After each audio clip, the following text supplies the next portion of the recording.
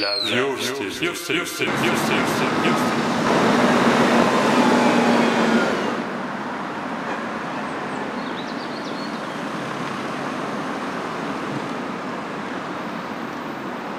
Jean-François Coulombe, bonjour. Bonjour. Vous êtes député La France Insoumise de la 4e circonscription de la Savoie. Chambéry, le massif des Bauges. Entre autres, oui. Entre autres. Vous arrivez tout juste de Paris et de l'Assemblée nationale. Oui. Vous étiez en commission encore cette nuit. Exactement, commission des finances pour l'examen du budget. Merci d'accueillir la Vios TV et Radio Alto dans votre permanence de Chambéry. Avec les événements tragiques du Proche-Orient, on a d'un côté 1400 morts, côté israélien, à peu près, on peut estimer à 6000 côté palestinien. Quel message souhaitez-vous faire passer ce vendredi 27 octobre 2023 ? Déjà, moi je voudrais dire toute la tristesse, l'immense tristesse que nous ressentons toutes et tous face à ces abominables massacres qui ont été perpétrés d'un côté comme de l'autre. Et on a tous été témoins, spectateurs d'images absolument révoltantes où des femmes, des enfants, des vieillards, des civils ont été massacrés des deux côtés dans une réaction de vengeance d'un côté comme de l'autre qui sont absolument sidérantes et qui heurtent, je pense, le sentiment d'humanité que nous avons toutes et tous. Et en ce sens-là, on peut dire qu'on a assisté là, dans un développement de quelques jours, à des crimes de guerre, voire des crimes contre l'humanité qui heurtent l'humanité de chacune et chacun et qui nécessitent que nous nous élevions contre ce qui est en train de se passer et que nous demandons que l'ensemble des nations de notre planète demandent un cessez-le-feu immédiat, un cessez-le-feu, la fin des hostilités, pour se mettre autour d'une table et essayer de reconstruire ce qui pourrait encore l'être. Mais ni l'ONU ni le Conseil européen ne sont arrivés à cette décision. Pour l'instant, la décision n'y est pas, puisqu'on est en phase, on va dire, d'opération actuellement militaire de la part... Donc il faut attendre. Il faut taper du poing sur la table et dire que nous exigeons, nous, peuple de la Terre, nous exigeons qu'à cet endroit-là de notre planète se produise un cessez-le-feu et qu'on revienne à des discussions pour rétablir la paix. Mais l'intervention massive de Tsahal semble imminente.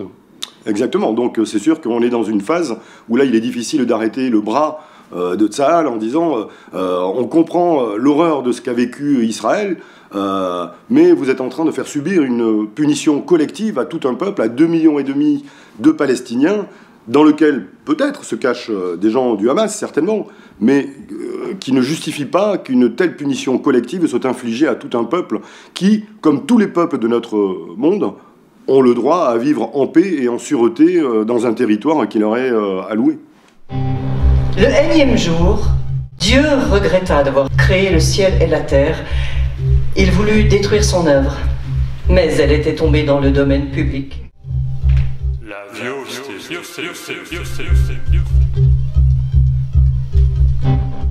Pour en revenir à la France, le ministre de l'Intérieur a voulu interdire toute manifestation pro-Palestine. Le Conseil d'État a retoqué cette décision et a renvoyé la balle au préfet. Une manifestation était prévue samedi dernier à Chambéry et elle a été interdite par la préfecture. Une autre serait prévue ce samedi. Vous avez eu l'arrêté du préfet ? Oui, je l'ai eu. C'est stupéfiant, moi j'ai passé au stabilo. Ah, ouais, d'accord, donc vous avez lâché tout de suite. Mais c'est affreux.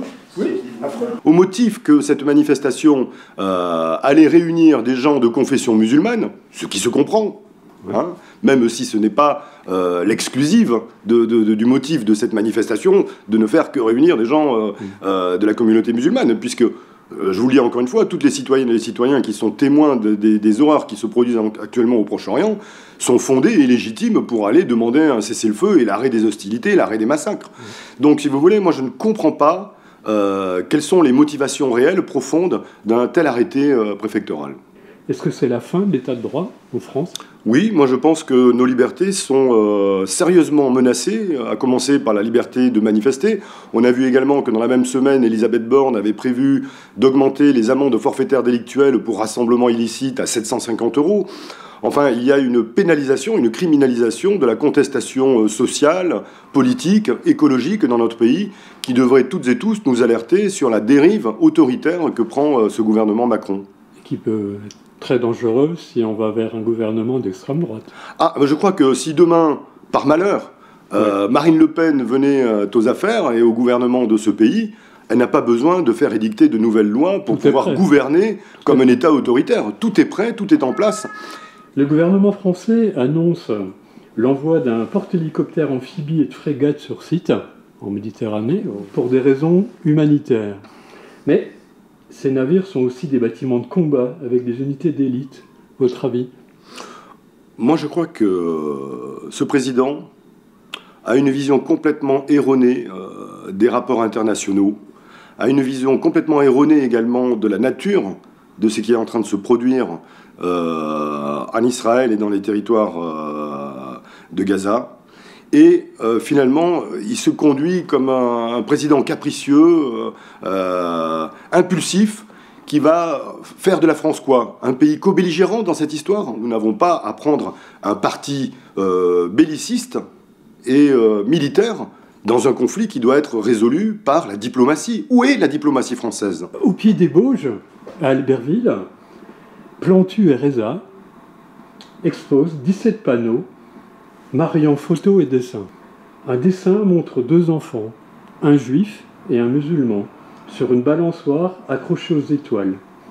La légende du dessin dit « Israël-Palestine, peut-on croire un jour à la paix ?»